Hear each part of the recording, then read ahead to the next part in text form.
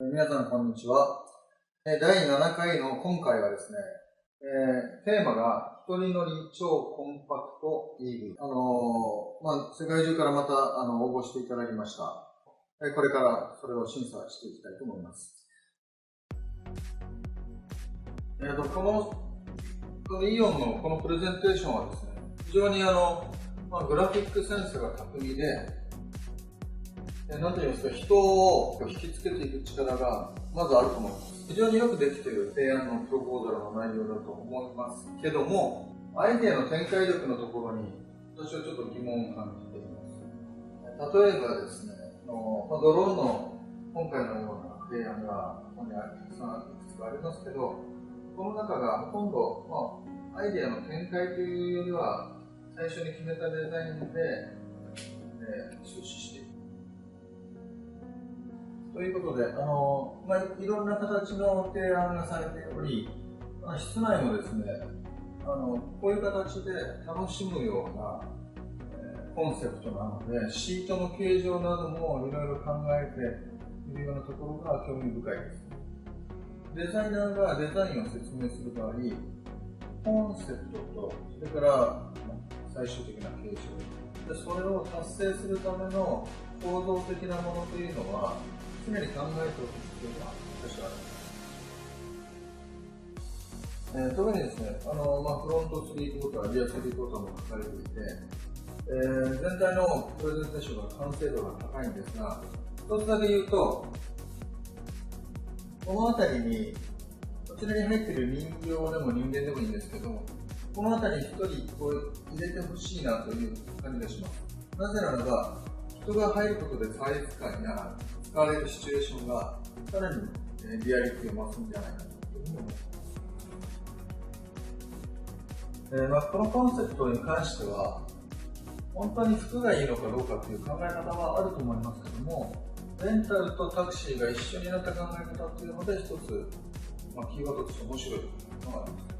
アイデアスケッチの展開力が非常に巧みであるということをまず一番先に感じます。ただ、このレンダリングよりこっちの方はちょっと魅力的だなっていうのがちょっと残念な感じはします。例えばですね、ここに3つあります。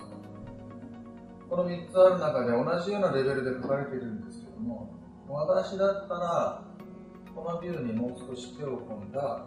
書き方をしていくと思います。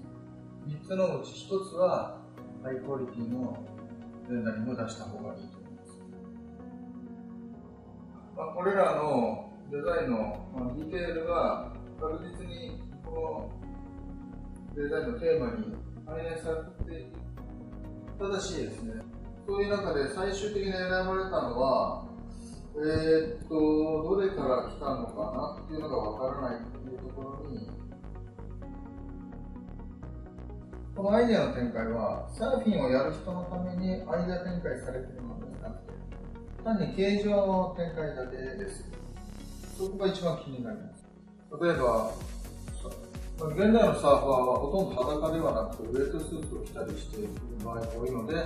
ばウェットスーツやそれ以外の濡れたものをしまう部分、でいろんな、道具が仮にあるとしたら、そういうものをしまうようなものをサーファーの中からリサーチをしたのだろうかが気になります。サイドビューの中で大きさと荷物の入れ方とか運転の姿勢とかを検討し最後に見た。最終的に決まったのはこれなんですけども、デザイン的なレベルでいうと非常に道具として、公共の道具としてのある一つの方向性は機能とデザインという意味で完成の方向に近いと思います。このようなデザインが表現できる新しい世界観をもっとこのプレゼンテーションの中に織り込むと全体のレベルがさらに向上するんじゃないかと思います。今後の活躍を期待します。